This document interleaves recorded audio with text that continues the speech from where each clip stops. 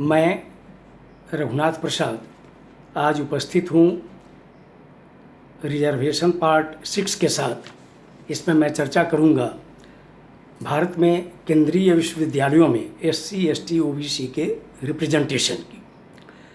जैसा कि मैंने पूर्व के वीडियोज़ में बतलाया है कि न्यायपालिका में वाइस चांसलर के पदों पर भारत सरकार के विभिन्न मंत्रालयों और विभागों में और महत्वपूर्ण संस्थाओं में एससी, एसटी और ओबीसी का रिप्रेजेंटेशन अभी भी संतोषप्रद स्थिति में नहीं है।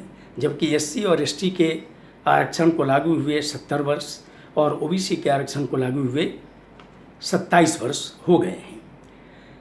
इंडियन एक्सप्रेस में 17 जनवरी 2019 को जो सूचना प्रकाशित हुई, उसके अनुसार आरटीआई के द्वारा प्राप्त इन्फॉर्मेशन के अनुसार 1/1/2018 को 40 केंद्रीय विश्वविद्यालयों में असिस्टेंट प्रोफेसर के पदों पर शेड्यूल कास्ट के 939 जो प्रतिशत 12 आता है, शेड्यूल ट्राइब के 423 जो प्रतिशत 5.4 आता है, अन्य पिछड़ा वर्ग का 1113 जो 14.3% आता है और सामान्य का 5130 जो 66.2% आता है।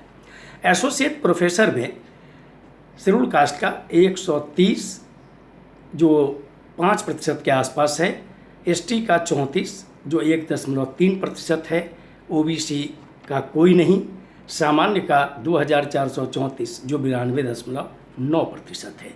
प्रोफेसर के पद पे शेड्यूल कास्ट के 39 जो लगभग 3.5% है, एसटी के 8 जो 0.7% है, अन्य पिछड़ा वर्ग 0, सामान्य 1071 जो 95% आता है।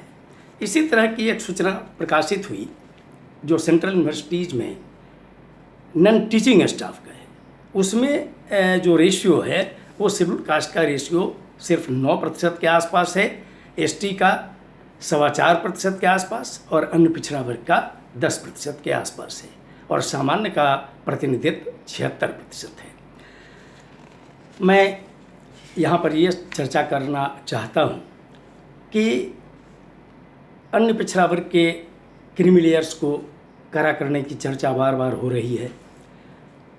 एससी और एसटी में क्रीमी लेयर लागू किए जाने की चर्चा हो रही है।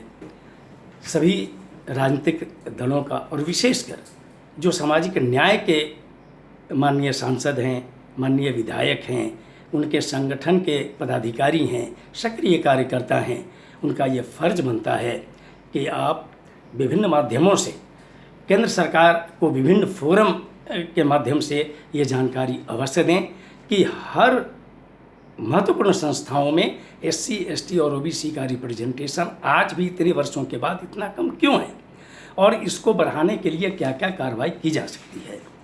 और ऐसी परिस्थिति में क्रीमी लेयर को टाइट किया जाना ओबीसी के लिए, एससी, एसटी के लिए चर्चा किया जाना क्रीमी लेयर का, इसका मतलब है कि बैकलॉग कभी भी पूरा नहीं हो सकता। एसोसिएट प्रोफेसर होने के लिए कम से कम 14 वर्ष की सेवा असिस्टेंट प्रोफेसर में होती चाहिए और उसके अतिरिक्त शर्त है रिसर्च वगैरह की और विभिन्न और भी प्रक्रियाएं हैं। और एसोसिएट प्रोफेसर से प्रोफेसर में जाने के लिए और 4 वर्ष चाहिए। क्या 27 वर्षों के बाद भी, 50 वर्षों के बाद भी एससी, एसटी और ओबीसी को इन पदों पर पहुंचने की क्षमताएं नहीं थी, उनमें योग्यताएं नहीं थी, यह भी सोचने का विषय है।